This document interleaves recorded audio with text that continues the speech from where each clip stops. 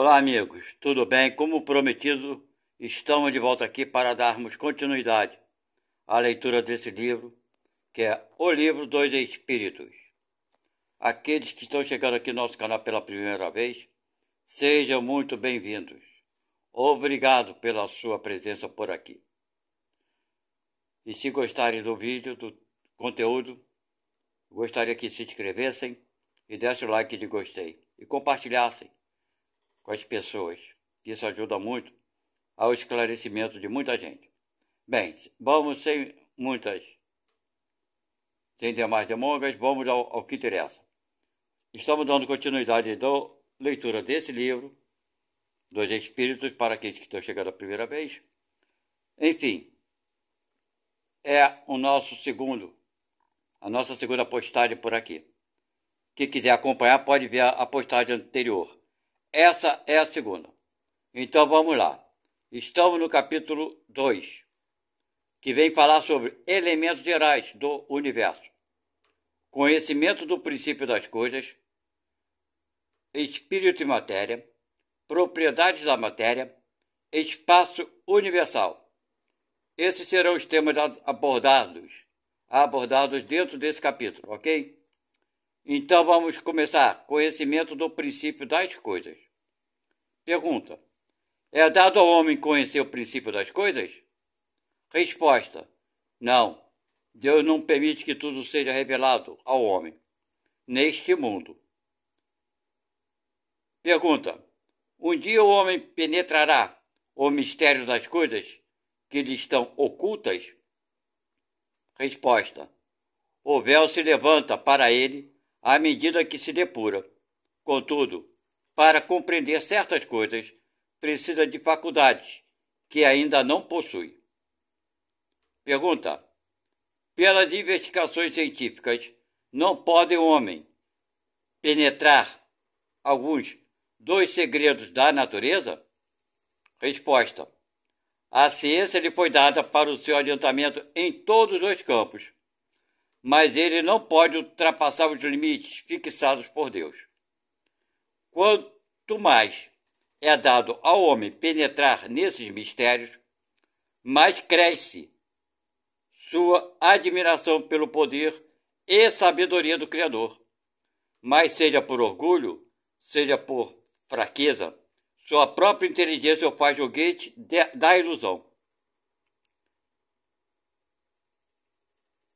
Ele amontoa sistemas sobre sistemas, e cada dia que passa lhe mostra quantos erros tomou por verdades e quantas verdades rejeitou como erros.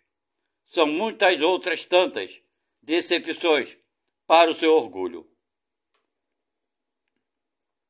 Vocês entenderam? Então, o orgulho nosso impede que a gente, descubra as coisas com mais clareza e simplicidade. Pergunta: fora da investigação científica, pode o homem receber comunicações de ordem mais elevada acerca do que lhe escapa ao testemunho dos sentidos? Resposta: sim. Se Deus o julgar útil, pode revelar-lhe o que a ciência não consegue apreender. É por essas comunicações que o homem adquire, dentro de certos limites, o conhecimento do seu passado e do seu futuro. Bem, irmãos, nós estamos vendo aqui que o Kardec pergunta se fora da ciência o homem pode descobrir certos conhecimentos. E ele fala que sim, através das comunicações os espíritos trazem algumas revelações. Aquilo que Deus achar que é útil para a gente, não por especulação. Mas quando acha que alguma coisa é necessária e vai nos ajudar, ele permite alguma dessas revelações. Ok? Agora vamos lá. Espírito e matéria. A matéria existe desde o princípio como Deus, ou foi criada por ele em determinado momento? É a pergunta, se a matéria existe ou foi criada. Se ela existe desde o sempre. Vamos lá a resposta. Só Deus o sabe. Entretanto, há uma coisa que vossa razão deve indicar. Deus, modelo de amor e de caridade, jamais esteve inativo, por mais distante que se consiga imaginar o início da sua ação. Poder-se-á compreendê-lo um segundo sequer na ociosidade? Bem, é interessante, né? Porque as perguntas perguntam, de onde veio Deus? Deus existe desde quando? Quem criou Deus?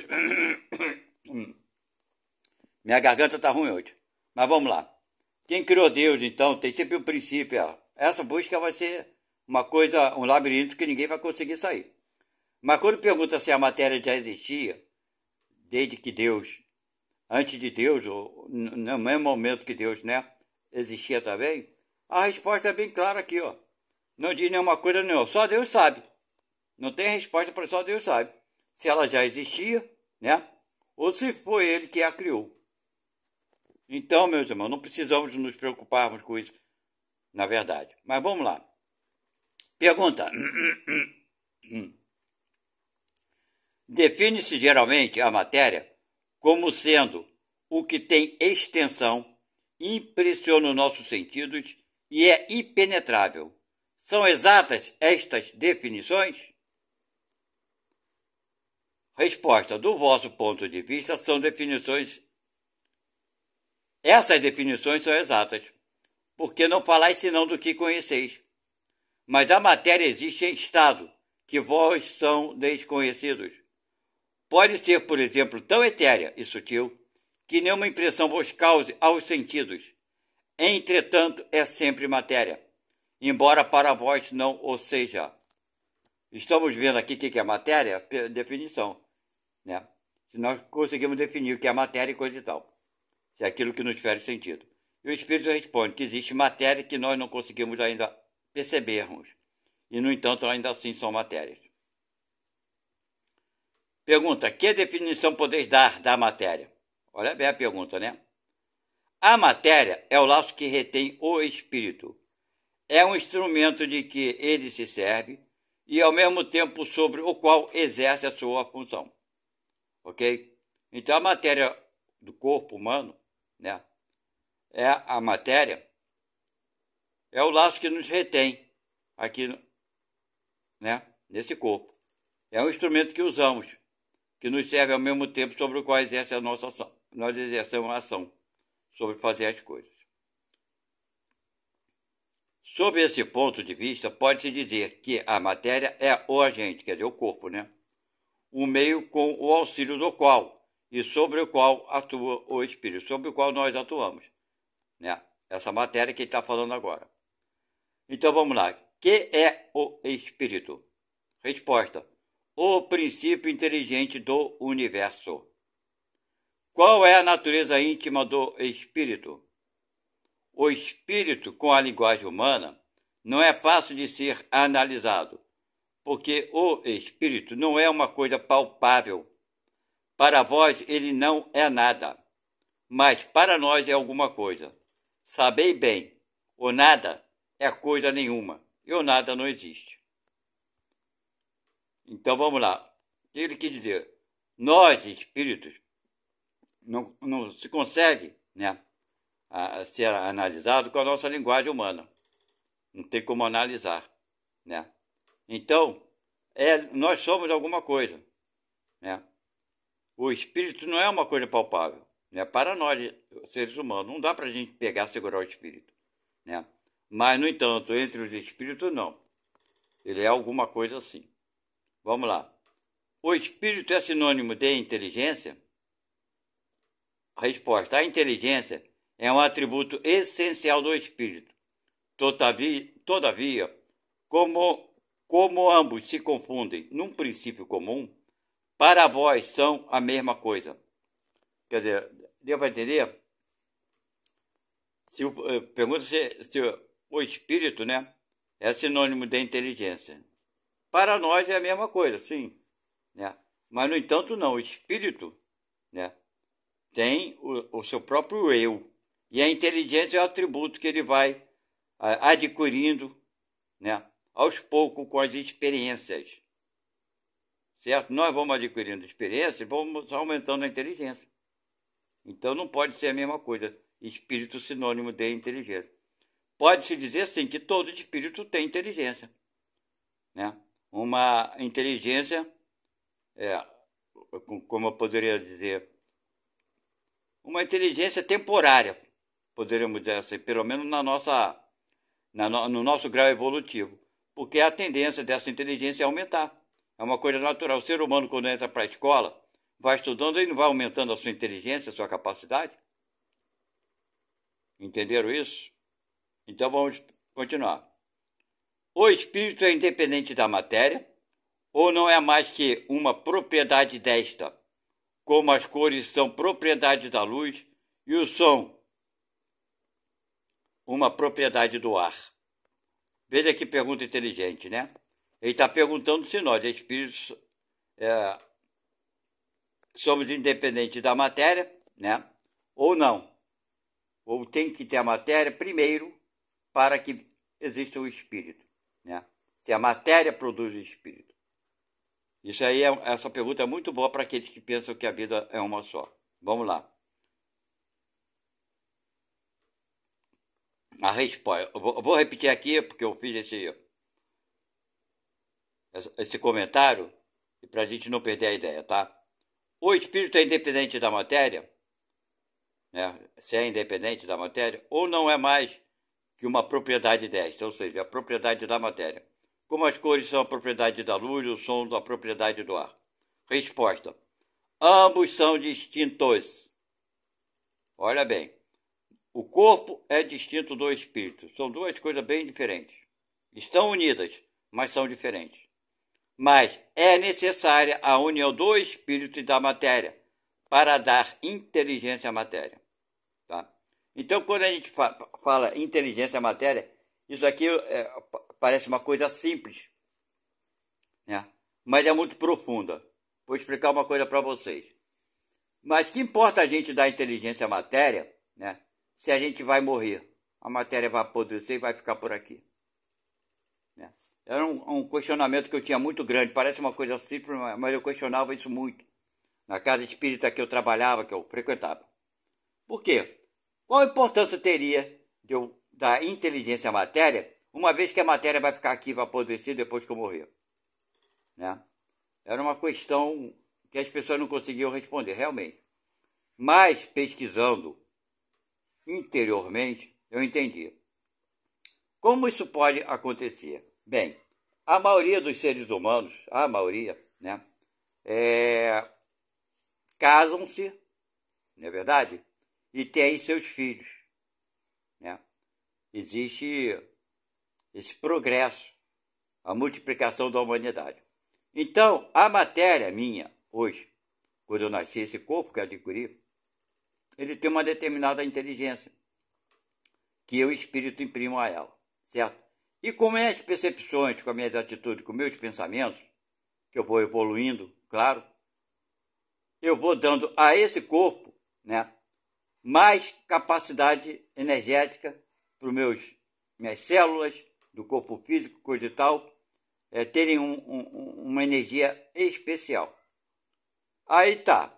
Mas no momento que eu me caso, que eu tenho um filho, coisa e tal, essa inteligência orgânica, por assim dizer, né, da minha inteligência do espírito que passou para o corpo material, para o meu DNA e por aí vai ser o quê? Transmitido para o meu herdeiro, para os meus filhos, no corpo deles. Então, aquele espírito que vier habitar aquele corpo, sendo meu filho, aquele corpo já está mais inteligente, por assim dizer. Tem mais capacidade de perceber mais as coisas, de entender melhor as coisas. Então, assim, nós conseguimos transmitir a inteligência para a matéria. Certo? Então, é nesse processo, né, que é sigiloso, oculto, que muita gente não percebe, que está acontecendo, que vem acontecendo há milhares de séculos e de anos. A cada geração, né, ela nasce com um corpo mais apropriado para aquelas condições da atualidade. Isso é a inteligência da matéria, ok? E como ela se propaga dessa forma. Então vamos voltar aqui.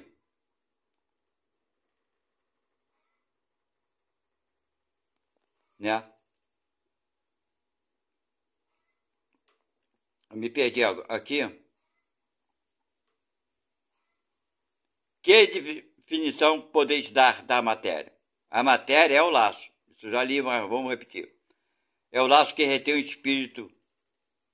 É o instrumento de que ele se serve e, ao mesmo tempo, sobre o qual exerce a sua função. Então, vamos lá. Que é espírito? Já falamos disso também. É o princípio inteligente. Qual a natureza íntima do espírito? Aí já te falou que o espírito, para nós seres humanos, não é palpável, mas é alguma coisa na espiritualidade. Sim, eles são palpáveis entre espírito. E falamos sobre o espírito é sinônimo da inteligência, né? Ele respondeu aqui já, acabamos de falar sobre isso. Se o espírito é independente da matéria ou não, ou se é uma parte da matéria. Ambos são distintos, conforme falamos. Agora vem a pergunta que não foi feita ainda. Esta união é igualmente necessária para a manifestação do espírito? Entendemos aqui por espírito o princípio da inteligência, abstração feita das individualidades designadas sob esse nome. Tá? Vou repetir. Esta união é igualmente necessária para a manifestação do espírito? Aí ele bota entre parênteses. Entendemos aqui por espírito o princípio da inteligência, a abstração feita das individualidades designadas sob esse nome. Ele responde: ela é necessária para vós, porque não tendes organização para perceber o espírito sem a matéria. Os vossos sentidos não estão aptos para isso. Então, o que ele está falando aqui? Para nós, sim, precisamos do corpo, da matéria, para fazermos essas comunicações, porque estamos aqui encarnados. Mas para os espíritos, não, eles não dependem da matéria para se comunicarem. Né? Eu dependo da matéria para falar com meu filho, com meu irmão, ou falar com quem quer que seja. Tá? Mas para os espíritos, eles não dependem da matéria para agirem, para fazer o que quiserem fazer. Ok? Vamos lá, então. Já estamos na pergunta 26. E pergunta: pode-se conceber o espírito sem a matéria e a matéria sem o espírito? Quer dizer, pode viverem separados? Aí ele explica aqui: pode-se, sem dúvida, pelo pensamento somente. Né? Imaginar o espírito sem a matéria e a matéria sem o espírito. Pergunta 27. Haveria assim dois elementos gerais do universo, a matéria e o espírito? Né? Então, pergunta interessante. Haveria sim dois elementos gerais do universo, né? Que é a matéria, propriamente dita, tudo aquilo que entendemos como matéria, né? E espírito. E ele responde, a resposta é longa, deve ser muito boa. Vamos lá. Sim, e acima de tudo Deus, o Criador, o Pai de todas as coisas. Essas três coisas são o princípio de tudo o que existe, a Trindade universal. Mas ao elemento material é preciso juntar o fluido universal, que desempenha papel intermediário entre o espírito e a matéria propriamente dita, muito grosseira, para que o espírito possa ter uma ação sobre ela. Ainda que sob certo ponto de vista se possa incluí-lo no elemento material. Ele se distingue por propriedades especiais. Se fosse matéria, não haveria razão para que o espírito também não o fosse.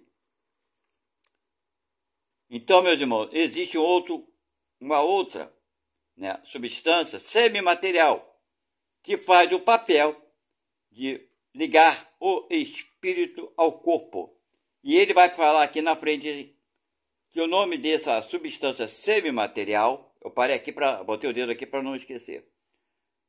O nome dessa substância semimaterial que liga o espírito ao corpo é o perispírito. Esse é o nome dessa substância, ok? Essa substância envolve todos nós, espíritos, e permite que façamos essa ligação com o corpo físico material, ok? Então ele continua aqui, vamos lá. Ele está colocado entre o espírito e a matéria. É o fluido, como a matéria é como a matéria é matéria, suscetível pelas inumeráveis combinações com esta e sob a ação do espírito, de produzir uma infinita variedade de coisas, das quais não conheceis senão uma pequena parte. Tá? Nós só conhecemos algumas propriedades do perispírito, mas vamos lá. Esse fluido universal, ou primitivo, ou elementar, sendo o agente que o espírito utiliza, é o princípio sem o qual a matéria estaria em perpétuo estado de divisão e jamais adquiriria as propriedades que a gravidade lhe dá. Tá? Então, sem essa substância semimaterial, que é o perispírito, a matéria estaria sempre separada do espírito. Ok? Pergunta: esse fluido seria o que designamos sob o nome de eletricidade? Para vocês verem, naquela época, Kardec não sabia nem o que era perispírito. Aqui começa a estudar e entender, que os espíritos vão explicando, ok? Então vamos lá. Dissemos que ele é suscetível de inúmeras combinações, está vendo aí? E o que chamais fluido elétrico, fluido magnético, são modificações do fluido universal, que não é propriamente falando, senão uma matéria mais perfeita, mais sutil, e que pode ser considerada como independente, entendeu? Quer dizer, o perispírito é independente dessas outras substâncias elétricas, etc. e tal. Vamos lá. Uma vez que o espírito é ele mesmo alguma coisa, não seria mais exato e menos sujeito a confusões de designar esses dois elementos gerais pelas palavras matéria inerte e matéria inteligente? Resposta: as palavras pouco nos importam. Cabem a vós formular linguagem adequada a vos entenderes. As controvérsias surgem quase sempre por não vos entendereis sobre as palavras, visto que a vossa linguagem é incompleta para exprimir as coisas que não ferem os vossos sentidos. Quer dizer, a gente ainda está muito atrasado, por assim dizer, para compreender tantas coisas. Um fato potente domina todas as hipóteses. Ele continua falando, né? Vemos matérias que não é inteligente, vemos um princípio inteligente independente da matéria. A origem e a conexão dessas duas coisas nos são desconhecidas. Que elas tenham ou não uma fonte comum, com pontos de contato necessários, que a inteligência tenha sua existência própria, ou que ela seja uma propriedade, um efeito, que seja mesmo, segundo a opinião de alguns, uma emanação da divindade, é o que ignoramos. Elas nos parecem distintas e por isso admitimos-las como formando os dois princípios constituintes do universo. Vemos, acima de tudo isso, uma inteligência que domina todas as outras e as governa, distinguindo-se por atributos essenciais, e esta inteligência suprema é que chamamos Deus. Bem, meus irmãos, vamos parar por aqui nessa live. Ele ainda não falou sobre o nome perispírito, que é a substância, né? Já deu um ensaio aqui que existe uma substância que nos prende espírito ao corpo, mas não deu o nome ainda. Porque esse livro foi feito naquela época, eles estavam começando, é bem princípio, é muito interessante que a gente vai ver lá na frente, ele dando o nome dessa substância como perispírito, e ela é sujeita a mudanças, dentro da possibilidade, dentro do globo que nós estivermos habitando. Ok? Ela é suscetível a mudanças. Então fica bem claro aqui, meus irmãos, né?